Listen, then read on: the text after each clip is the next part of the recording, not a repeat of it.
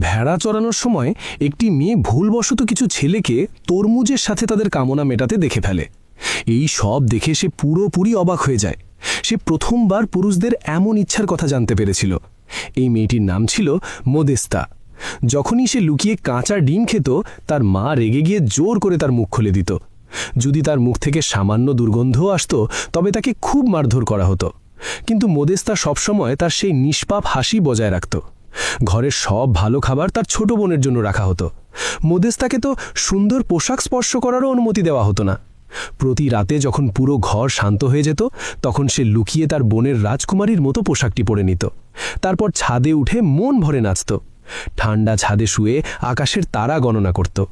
নিজের মেয়েকে উচিত শিক্ষা দেওয়ার জন্য পরের দিন সকালে ঘর থেকে বেরোনোর আগে তার মা লোহার আংটি দিয়ে তার হাত বেঁধে দেয়।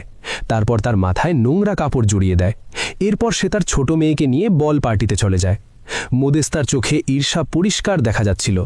কিন্তু যখন সে তার মোটাসোটা ছোট বোনকে ঘোড়ার গাড়িতে বসতে দেখে, তখন তার মুখে একচিলে অবজ্ঞার হাসি ফুটে ওঠে।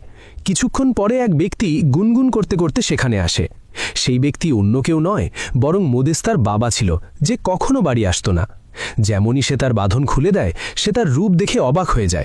মোদেস্তার সঙ্গে সঙ্গে তার বাবাকে জড়িয়ে ধরে। কিন্তু কিছুক্ষণের মধ্যেই সেই লোকটি অদ্ভুত আচরণ করতে শুরু করে।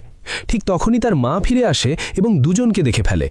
সেই লোকটি কোনো লজ্জা না পেয়ে সঙ্গে সঙ্গে টাকার বান্ডিল বের করে তার মাকে উপহাস করে। এরপরে মোদেস্তাকে স্টোর রুমে বন্ধ করে দেওয়া হয়। দরজাটি বাইরে থেকে লক করে দেওয়া হয়েছিল। তারপর তার বাবা মিষ্টি মিষ্টি কথা বলতে শুরু করে। সে তাকে এক স্বপ্নীল ভবিষ্যৎ দেখাতে থাকে। মোদেস্তাও ধীরে ধীরে আশায় বুক বাঁধতে শুরু করে। কিন্তু তখনই তার সেই শয়তান বাবার আসল রূপ সামনে চলে আসে। যখন মোদেস্তার চোখ খোলে, তখন সে তার পোশাকে রক্তের দাগ দেখতে পায়। তার মনে একাধারে রাগ এবং কষ্ট জমা হতে থাকে। সে চুপচাপ কেরোসিনের ল্যাম্পটি তুলে নেয়। তার উদ্দেশ্য ছিল তার মাকে জাগানো। কিন্তু দরজার ফাঁক দিয়ে আওয়াজ দেওয়ার চেষ্টা করার সময় তার নাক ডেকে ঘুমানো বাবা জেগে ওঠে। যেমনই সে আবার ডাকার জন্য ঘোরে, ল্যাম্পটি ভুলবশত শুকনো খড়ের উপর পড়ে যায়। আগুন পলকের মধ্যে ছড়িয়ে পড়ে। মোদেস্তা তার মা এবং বোনকে বাঁচাতে চেয়েছিল, কিন্তু তার মায়ের সেই প্রতিদিনের নিষ্ঠুরতার কথা মনে পড়ে যায় এবং তারপর সে সবকিছু ছেড়ে দেয়। সে শুধু আগুনকে দাউ দাউ করে জ্বলতে দেখতে থাকে। এরপরে সে পিছন না ফিরে তাকিয়ে সেখান থেকে পালিয়ে যায়। শত শত মিটার দৌড়ানোর পরে সে থামে এবং পিছনে তাকায়। তার ছোট বোন জানলায় দাঁড়িয়ে ছটফট করতে করতে শ্বাস নেওয়ার চেষ্টা করছিল। কিছু মুহূর্ত দেখার পরে মোদেস্তার রাগে মুখ ফিরিয়ে নেয় এবং সামনের দিকে দৌড়াতে থাকে। এই আগুন ছিল তার জীবনের সবচেয়ে বড় বিদ্রোহ।